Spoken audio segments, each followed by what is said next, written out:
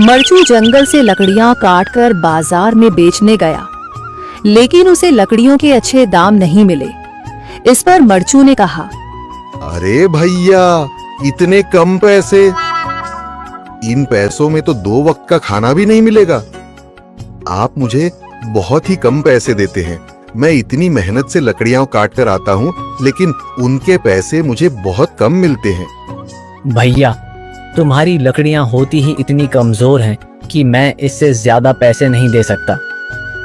तुम्हारी लकड़ियों के बस इतने ही पैसे बनते हैं। अरे भैया, कुछ ज्यादा कर दो ना। वो क्या है ना कि इन पैसों का तो कुछ भी नहीं आता। मैं अपनी जिंदगी कैसे गुजारूंगा? भैया, तुम जाकर अच्छी लकड़ियां लाओ, तभी इन लकड़ियों का अच्छा दाम मिल पाएगा, वरना इन लकड़ियों का तो यही दाम है। ये सुनकर मरचू बहुत ज्यादा परेशान हो गया और पैसे लेकर किराने की दुकान से सामान खरीदकर घर आ गया। घर पहुंचते ही मरचू की पत्नी सीता ने कहा, अरे जी, सामान ले आए आप? हाँ जी, सामान ले आया हूँ।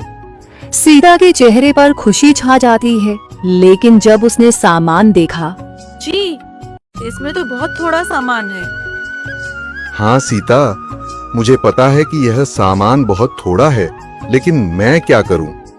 मेरे पास जितने पैसे थे, मैं उतने का ही सामान लेकर आ गया हूँ। इस तरह हमारा गुजारा कैसे हो पाएगा जी? आपको तो पता ही है कि हम कितनी मुश्किलों से गुजारा करते हैं। हाँ, मुझे पता है, लेकिन मैं कर भी क्या सकता हूँ? मेरे पास इतने पैसे ही नहीं कि हम एक अच्छी जिंदगी गुजार सकें। इतनी मेहनत कर रहा हूँ, लेकिन फिर भी मेहनत का फल नहीं मिल रहा। इतनी मेहनत से अच्छी लकड़ी काट कर आता हूँ, लेकिन मुनासिब दाम नहीं मिलता। मैं तो बहुत परेशान हूँ। क्या करूँ?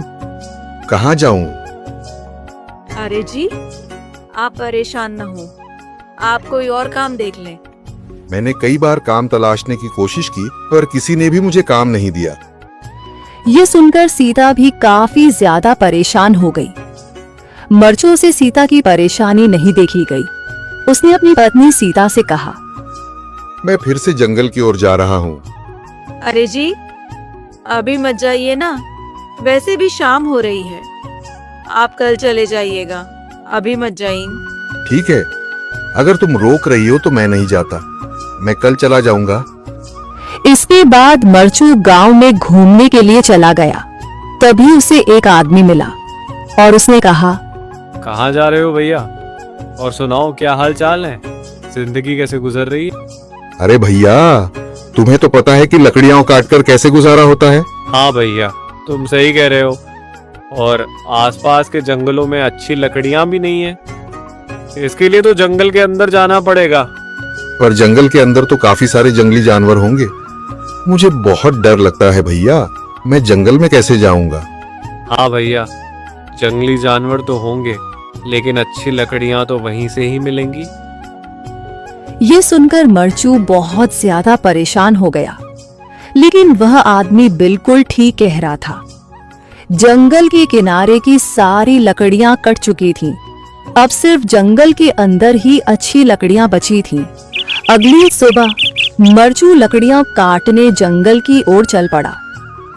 जंगल में आने के बाद मरचू ने कहा, अरे, यहाँ पर तो लकड़ियां ही नहीं हैं। वो आदमी सही कह रहा था, लकड़ियों के लिए तो जंगल के अंदर ही जाना पड़ेगा। और जंगल के अंदर जाना क्या सही रहेगा? मुझे तो बहुत डर लग रहा है, क्योंकि वहां पर तो काफी सारे जंगली जानवर होंगे जो खतरनाक होंगे।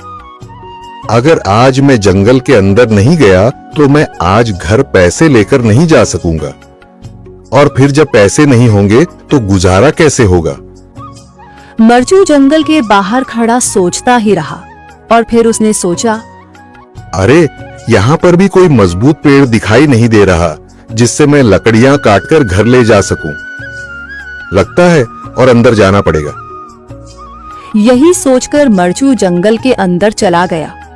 अंदर जाने के बाद उसने इधर उधर पेड़ देखे, पर उसे कोई भी अच्छा पेड़ दिखाई नहीं दिया। यह सोचकर मरचू जंगल के और अंदर चला आया।